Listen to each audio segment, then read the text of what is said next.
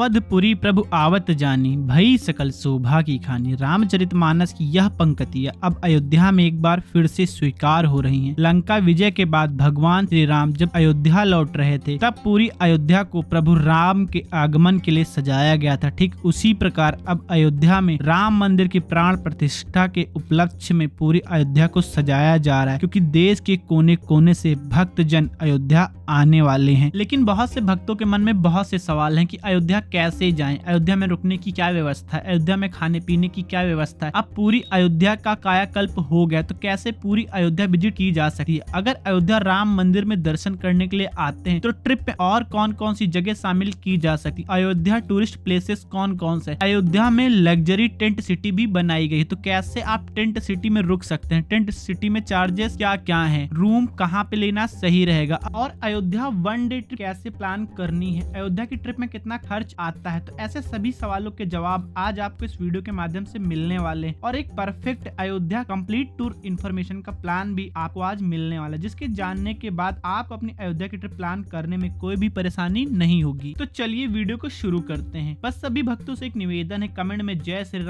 राम के जयकारे जरूर लगा देंगे, और जिन भक्तों ने अभी तक हमारे चैनल को सब्सक्राइब नहीं किया तो हमारे चैनल को सब्सक्राइब कर दें, बेल आइकन को प्रेस कर दें, क्योंकि हमारे चैनल पर ऐसे ही यात्रा से जुड़े हुए इन्फॉर्मेटिव वीडियो बराबर अपलोड होते रहते हैं। तो सबसे पहले बात करते हैं अयोध्या कैसे आए। तो दोस्तों आप अयोध्या 3 तरीके से आ सकते हैं, by train, by road, by flight. अब तीनों तरीके से अयोध्या आया जा सकता है। अगर आप बाय ट्रेन आना चाहते तो अयोध्या में ही अयोध्या जंक्शन, जिसका नाम अब अयोध्या धाम हो गया है, अयोध्या धाम रेलवे स्टेशन बना हुआ है। भारत के सभी मुख्य शहरों से अब अयोध्या धाम के लिए ट्रेन चलाई जा रही है, तो आप बाय ट्रेन अयोध्या धाम आ सकते हैं। अयोध्या धाम रेलवे स्टेशन से राम जन्मभूमि कॉरिडोर की दूरी लगभग 1 से 1.5 किलोमीटर के आसपास है। अयोध्या धाम रेलवे स्टेशन के बाहर आप निकलेंगे, यहाँ पे आपको ई रिक्शा मिल जाते हैं। ई रिक्शा वाले 20-20 रुपए लेते हैं और आपको अयोध्या राम जन्मभूमि कॉरिडोर के सामने ड्रॉप कर देते हैं। इसके अलावा जिन शहरों से अयोध्या धाम के लिए ट्रेन की सुविधा उपलब्ध नहीं है वो अयोध्या कैंट तक बाय ट्रेन आ सकते हैं। अयोध्या कैंट रेलवे स्टेशन से श्री राम जन्मभूमि कॉरिडोर की दूरी लगभग 8 किलोमीटर के आसपास है। तो Ayodhya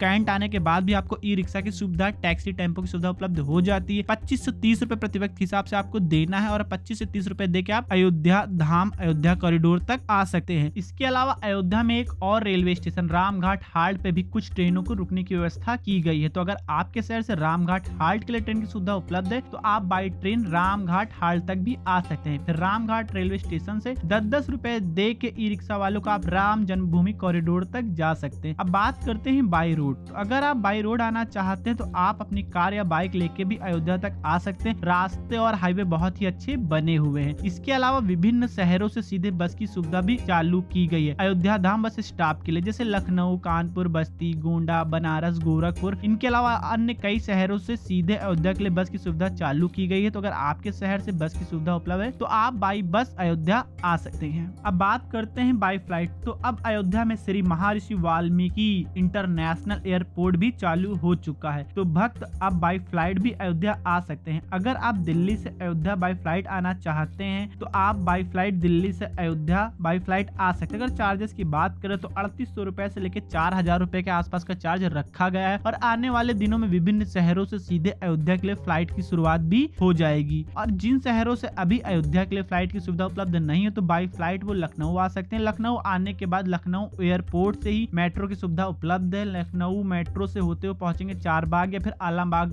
bus stop. Alambagh bus stop से और चारबाग बस स्टॉप से सीधे अयोध्या के लिए बस चलती है, जिनका किराया 250 रुपए से लेके 500 रुपए के बीच में होता है। तो दोस्तों ये तो बात हो गई अयोध्या कैसे है। अब बात करते हैं अयोध्या में आपको रुकना कहाँ है। तो दोस्तों अयोध्या में राम जन्मभूमि कॉरिडोर के ठीक सामने बिरला मंदिर वालों का ट्रस्ट बना हो, यहाँ पे आपको 300 रुपए से लेकर 2500 रुपए तक अलग अलग बजट में अलग अलग कैटेगरी के रूम मिल जाते हैं। तो आपको यहीं पे रूम ले लेना। सबसे सही लोकेशन है बिरला मंदिर, क्योंकि कॉरिडोर के ठीक सामने अगर आपके यहाँ पे रूम की सुविधा उपलब्ध हो जाती है आपके बजट में तो आपको यहीं पे रूम ले लेना है। इसके अलावा अयोध्या में एक पथ बना हो जिसे की कहते हैं परिक्रमा मार्ग। तो परिक्रमा मार्ग में आपको बहुत सारे आश्रम, होटल देखने को मिल जाएंगे। बिरला मंदिर के बगल में भी 1 से 2 गली गई हैं जहाँ पे आपको कई सारे आश्रम और होटल देखने को मिल जाएंगे। तो आप यहाँ पे जाके भी बजट अनुसार रूम ले सकते हैं। यहाँ पे आपको 500 रुपए से लेके 1000 रुपए तक में रूम मिल जाएंगे। लेकिन अब जब राम मंदिर का निर्माण पूरा होने को है, राम मंदिर के दर्शन करने के भक्त पहुंच रहे हैं, तो यहाँ पे आपको रूम के लिए थोड़ी सी बार्गेनिंग भी कर लेनी है, क्योंकि अब यहाँ पे आपको रूम में थोड़ी सी महंगाई भी देखने को मिलने वाली है। तो आप अपने हिसाब से बजट अनुसार रूम राम कॉरिडोर के आसपास ही आपको ले लेना। इसके अलावा अलावा सरयू नदी किनारे नया घाट बना हुआ है, यहाँ पे भी आपको कई सारे होटल देखने को मिल जाएंगे, तो आप यहाँ पे भी अपने बजट अनुसार रूम ले सकते हैं। अब बात करते हैं खाने पीने की। तो अयोध्या में आपको हर तरह का खाना खाने की सुविधा उपलब्ध है। अगर थाल सिस्टम की बात करें तो 100 रुपए से लेकर 150 रुपए में आप भरपेट खाना खा सकते हैं। इसके अलावा फास्ट फूड साउथ इंडियन खाने की व्यवस्था भी अब आपको अयोध्या में देखने को मिल जाएगी। अयोध्या श्री राम जन्मभूमि कॉरिडोर के बगल में जो नई मार्केट बनी, यहाँ पे आपको कई सारे नए होटल और रेस्टोरेंट देखने को मिल जाएंगे, जहाँ आप भरपेट खाना खा सकते हैं। इसके अलावा आप अयोध्या का लोकल फूड भी इंजॉय कर सकते हैं। अब दोस्तों आखिर में बात आती है अयोध्या में आपको प्रभु श्री राम के नवनिर्मित मंदिर में दर्शन कैसे करने हैं, और इसके अलावा आपको अयोध्या धाम में और कहां जाना चाहिए। अयोध्या माँ सरयू नदी के तट पे बसी हुई है। सरयू नदी का उल्लेख रामायण में भी मिलता है। कहते हैं अयोध्या में सरयू नदी के स्नान करने से कई जन्मों के पापों से मुक्ति मिल जाती है। इसीलिए सभी भक्त अयोध्या पहुंचने के बाद सबसे पहले सरयू नदी में स्नान करते हैं। तो आपको भी सबसे पहले जाके सरयू नदी में स्नान करना है। सरयू नदी में स्नान आप दो जगह से कर सकते हैं। एक तो सरयू नदी पे जाके आप सरयू नदी में स्नान कर सकते हैं। इसके अलावा राम की पौड़ी पे जाके भी आप सरयू नदी में स्नान कर सकते हैं। राम की पौड़ी का नजारा बहुत ही सुंदर होता है। आपको राम की पौड़ी पे स्नान करना है। स्नान करने के बाद यहीं पे स्थित है भगवान राम के पुत्र द्वारा स्थापित नागेश्वर मंदिर। आपको इस मंदिर में दर्शन करना है। दर्शन करने के बाद आपको सबसे पहले जाना है हनुमानगढ़ी, क्योंकि कहते हैं कि पूरी अयोध्या के राजा हनुमान जी ही हैं। इन्हीं के हाथों में, इन्हीं के द्वारा पूरी अयोध्या की रक्षा की जाती है। अयोध्या आने वाले सभी भक्त श्री राम मंदिर में दर्शन करने से पहले महाबली हनुमान जी के दर्शन करते हैं, और अयोध्या में हनुमानगढ़ी के हनुमान जी को अयोध्या का चौकीदार भी कहा जाता है। तो सबसे पहले आपको हनुमानगढ़ी में जाके प्रभु श्री राम जी के भक्त हनुमान जी के दर्शन करने हैं। हनुमान जी के मंदिर में भोग लगाने के लिए आपको यहाँ पे बहुत सारी दुकानें, वहां से आप प्रसाद के लिए बेसन का लड्डू या खोए के पेड़े भी ले सकते हैं। आप हनुमानगढ़ी पहुंचिए, हनुमान जी का आशीर्वाद लीजिए। और एक चीज, आप हनुमानगढ़ी के अंदर अपना फोन वगैरह लेके जा सकते हैं। यहाँ पे आपको किसी भी प्रकार का प्रतिबंध देखने को नहीं मिलने वाला है। हनुमानगढ़ी में दर्शन करने के बाद अगर आप चाहें तो इसी रास्ते से होते हुए कॉरिडोर तक जा सकते हैं, या फिर वापस आके दूसरे रास्ते से भी कॉरिडोर तक जा सकते हैं। लेकिन मैं सजेस्ट करूंगा आप हनुमानगढ़ी में दर्शन करें। दर्शन करने के बाद सीधे जाके आप अमावा राम मंदिर के बगल से होते हुए श्री राम जन्मभूमि कॉरिडोर पे पहुंच जाएंगे। और जो इस पथ का नाम है, जो हनुमानगढ़ी होते हुए कॉरिडोर तक जाता है, इस पथ का नाम भक्ति पथ रखा गया। और जो दूसरा रास्ता है जिसे कॉरिडोर का निर्माण किया, जो मुख्य गेट है कॉरिडोर का, उसका जो निर्माण किया गया वो राम पथ से किया गया। तो आपको इसी भक्ति पथ से होते हुए कॉरिडोर तक पहुंच जाना है। कॉरिडोर तो जब आप पहुंचते हैं तो यहीं पे आपके साथ जितना भी सामान है वो सबमिट हो जाता है। आप अपने साथ कोई भी सामान राम मंदिर जन्मभूमि अंदर तक नहीं ले जा सकते। सारा सामान आपके पे जमा कर देना है। सामान जमा करने के लिए आपको यहाँ पे फ्री में सुविधा उपलब्ध कराई जा रही है। यहाँ पे बहुत सारे क्लॉक रूम बने हुए हैं, तो इन्हीं क्लॉक रूम में आपको अपना सारा सामान जमा कर देना और जाके प्रभु श्री राम के मंदिर में दर्शन करने हैं। आपको लाइन में लग जाना है। आधे से 1 घंटे के बाद आप पहुंच जाएंगे राम मंदिर के अंदर। राम मंदिर के अंदर पहुंचने के बाद जय श्री राम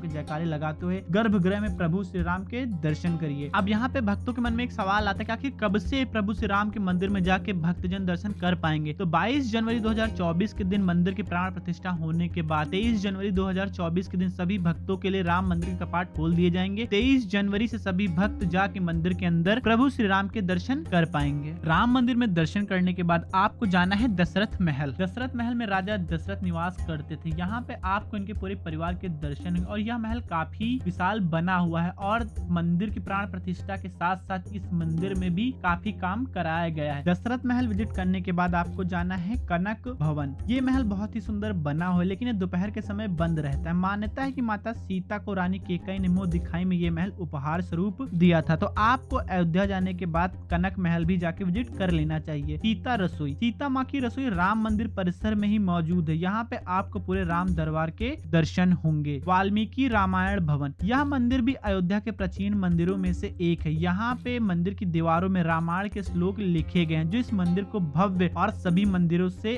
अलग बनाता है। राम की पौड़ी, राम की पौड़ी आप शाम के समय भी जा सकते हैं। शाम के समय राम की पौड़ी पे लेजर शो होता है, और पूरी राम की पौड़ी को विभिन्न प्रकार की लाइटों से सजाया गया, इसलिए शाम के समय राम की पौड़ी का जो नजारा होता है वो अति सुंदर दिखाई देने लगता है। इसके अलावा यही राम की पौड़ी की जहाँ से शुरुआत होती है, बगल में शाम के समय सरयू आरती भी होती है, जिसका समय 6 बजे से लेकर 6:30 बजे। तो अगर आप सरयू आरती देखना चाहते हैं, तो सम्मिलित होना चाहते हैं, तो आप 6:30 बजे के आसपास सरयू आरती में भी सम्मिलित हो सकते हैं। सूर्य कुंड, इसके बारे में बहुत कम लोग ही जानते हैं, लेकिन अगर आप अयोध्या आ रहे हैं तो आपको सूर्य कुंड जरूर जाना चाहिए। सूर्य कुंड अयोध्या से 7 किलोमीटर की दूरी पे दर्शन नगर में स्थित है। कहते हैं जब प्रभु राम लंका पर विजय प्राप्त करके अयोध्या लौटे थे, तब सभी देवी देवताओं ने उनका स्वागत किया था। उस समय सूर्य सूर्य देवता भी अयोध्या आए थे और 30 दिन तक यहीं रुके थे। ये वही सूर्य कुंड है जहाँ पे सूर्य देवता आके रुके थे। यहाँ पे आपको जाके विजिट जरूर करना चाहिए। और यहाँ पे शाम के समय 7 बजे से एक लेजर शो भी होता है, 25 से 30 मिनट का लेजर शो होता है, लेकिन ये अति ही मनमोहक और बहुत ही अच्छा होता है, इसलिए आपको ये लेजर शो जरूर देखना चाहिए। अगर टिकट की प्राइस की बात करें तो टिकट बहुत ही सस्ता है, मात्र 10 रुपए देख के आप सूर्य कुंड के अंदर जा सकते हैं और ये लेजर शो एंजॉय कर सकते हैं। इसके अलावा भी अयोध्या में बहुत सारे मंदिर, अगर आपके पास समय है तो आप पूरे अयोध्या में जितने भी मंदिर है विजिट कर सकते हैं। अब एक बात आती है कि आपको अयोध्या की ट्रिप कितने दिन के प्लान करनी चाहिए। अगर आप सुबह सुबह अयोध्या 6 से 7 बजे पहुंचते हैं तो आप 1 डे की ट्रिप प्लान करके भी पूरा अयोध्या बहुत अच्छे से विजिट कर सकते हैं। इसके अलावा मैं सजेस्ट करूंगा अगर आप इतनी दूर से अयोध्या आते हैं तो कम से कम एक नाइट का स्टे तो आपको अयोध्या में करना ही चाहिए। अब बात करते हैं खर्च की, अयोध्या की ट्रिप में कितना खर्च आने वाला है। तो अगर मैं अयोध्या पहुंचने के बाद की बात करूं तो आप 1500 रुपए से लेकर 2000 रुपए में पूरी अयोध्या बहुत अच्छे से घूम सकते हैं, अच्छा सा खर्च करके। और अगर आप बहुत कम खर्च में घूमना चाहते हैं तो आप 300 से 400 रुपए का रूम ले लें तो आप मात्र ये जो खर्च है 1500 से 2000 का, ये 1000 रुपए के आसपास भी आ जाता है। तो कुल मिला के मैं कहूँ तो 1000 रुपए से लेकर 2000 रुपए में आप अयोध्या बहुत अच्छे से विजिट कर सकते हैं। अब बात करते हैं लग्जरी टेंट की। तो अयोध्या में कई जगह पे लग्जरी टेंट सिटी भी बनाई गई है। ये जो लग्जरी टेंट सिटी बनाई गई है परिक्रमा मार्ग पे बनी, अगर आप इनमें रुकना चाहते हैं तो आप इनमें भी रुक सकते हैं, लेकिन जिनका चार्जेस है भाई वो 9000 रुपए से लेकर 10,000 रुपए के बीच में, अगर आप इतना अफोर्ड कर सकते हैं तो फिर आप एक नाइट का स्टे इन टेंट सिटी में भी कर सकते हैं। तो दोस्तों उम्मीद है इस वीडियो के माध्यम से मिली सारी जानकारी आपके अयोध्या ट्रिप में बहुत काम आने वाली। इसके अलावा दोस्तों अगर आप अयोध्या ट्रिप प्लान कर रहे हैं, आपको कोई सवाल है तो कमेंट में कमेंट कर सकते हैं, उसका जवाब आपको तुरंत ही दिया जाएगा। इसके अलावा आप हमारे फेसबुक पेज भारत के दर्शन, इंस्टाग्राम आईडी भारत के दर्शन पे